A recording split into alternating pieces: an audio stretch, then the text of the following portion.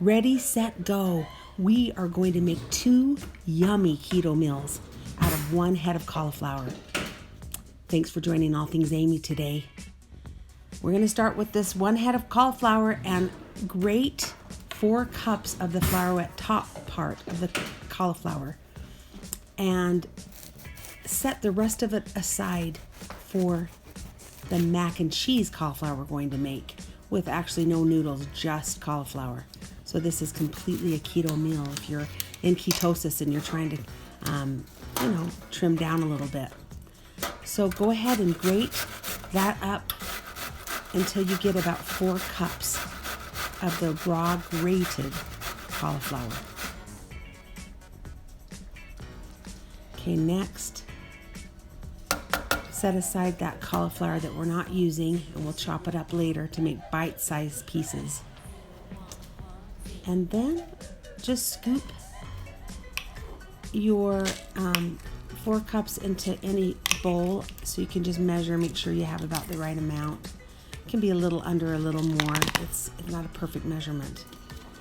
Then in a medium heat, put it in a saucepan, a large saucepan, and basically the only reason why we're doing this part is to steam some of the moisture out of this cauliflower. We're not browning it, we're not cooking it, but we want to just steam out this moisture so this cracker or this chip, if you will, can be crunchy and not soggy. This takes a good 15 minutes or so. If it starts to get too hot and you see it browning the cauliflower, then turn the heat down. But eventually, after about 5 or 10 minutes, you'll start to see this steam really come out of the top. And you'll see that this cauliflower is drying up a bit. You can touch it with your hands and feel it and see, but we're getting real close here. It took about 15 minutes. At the very end where it's going really quickly, I just stir constantly so I don't start cooking or browning it. Okay, in a pan, get 2 cups of Parmesan, the dried Parmesan for this. I usually like to use fresh, but for this one, I want to dry it out a little more even so we can just get that crunch in the cracker. Then add 2 eggs to that, and then add some dried ranch dressing if you'd like, the powdered ranch, or if you just want to add a teaspoon of garlic or a teaspoon of onion, anything you want to do, but don't add a ton of salt because the Parmesan is really salty. And then add this 4 cups that we cooked up a little bit so we got some of the moisture out. Mix this together, and as you do this, you're going to form a ball of dough basically, but it won't be like a normal dough that you're used to for when you're baking. It's going to be very, very wet, so don't be stressed about that. The cauliflower does have more moisture, and since we're not using any flour to soak up that moisture, it's a little bit more wet than a dough you're used to using. Then go ahead and spread this out on a lightly sprayed pan, and I like to use the parchment paper underneath. Just makes cleanup so nice. It also kind of helps brown it more underneath. Then just pat this out and get it thin. Get it as thin as you want. You can really do it however you want. This also makes an excellent pizza crust, and you'll just make it a little bit thicker. But for the crackers or chips, you're going to go thinner with this, and then I like to pre-cut it as well and put the shape in that I want. As it cooks, you'll have to cut it again after you pull it out, but it just gives you a little bit of a shape you want to make it easier as you cut it later for the chips.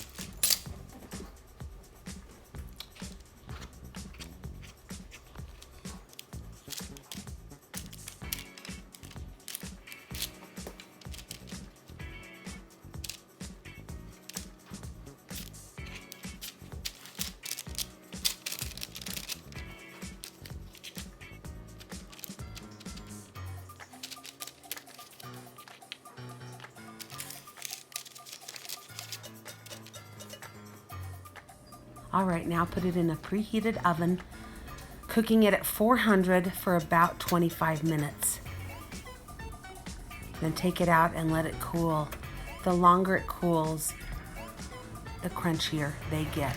So they're just a little bit soft still, but as they cool, they get more and more crunchy. They're delicious both ways, honestly.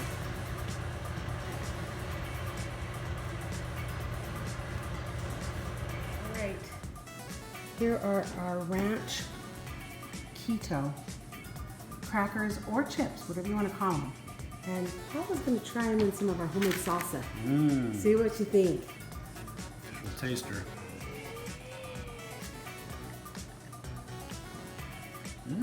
You like that? Nice. Huh? We decided to put this back in and broil it for just about 5 minutes because we liked the corners of the other a little bit crunchy, and it made it so delicious.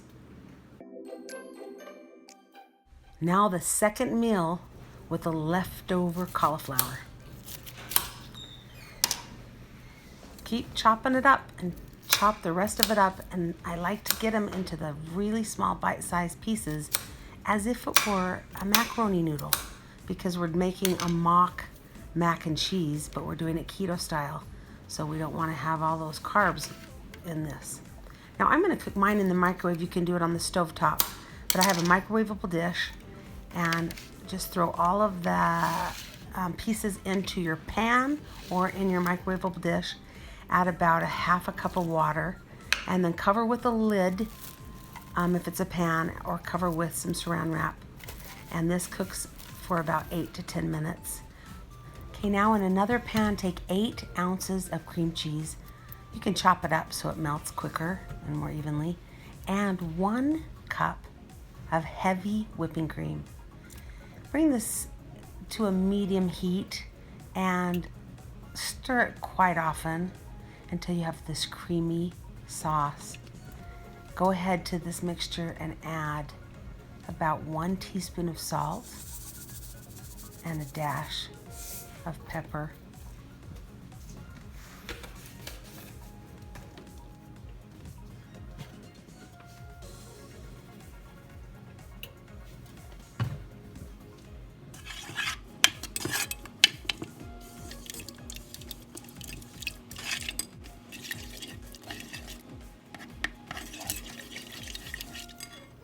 As it's melting down, go ahead and add 1 to 2 teaspoons of garlic powder and 1 teaspoon of onion powder.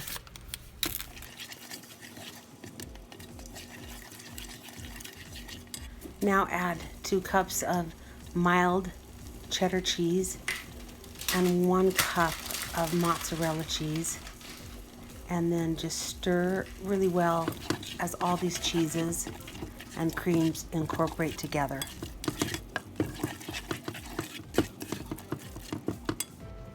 Now pour your fully cooked cauliflower into this mixture.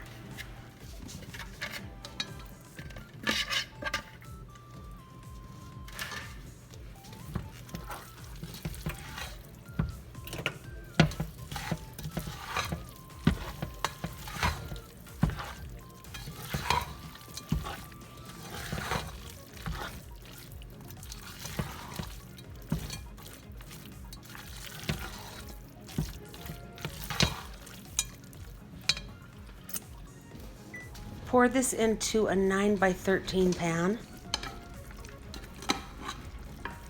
and then you're going to spread it out and add 4 pieces of bacon crumbled up on top, and then about a half to a cup more of the cheddar cheese sprinkled on top, just to give it a little bit of a crusty topping.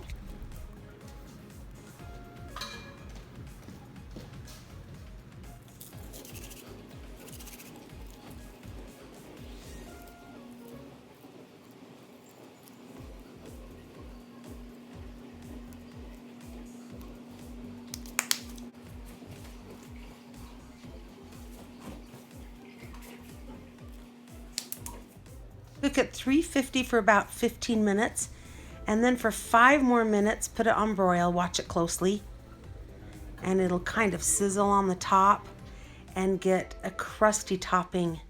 It is so delicious. The real test comes in for this keto cauliflower and cheese, mock mac and cheese.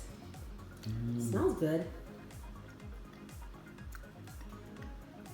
That's a delicious way of losing weight right there. I'm telling you.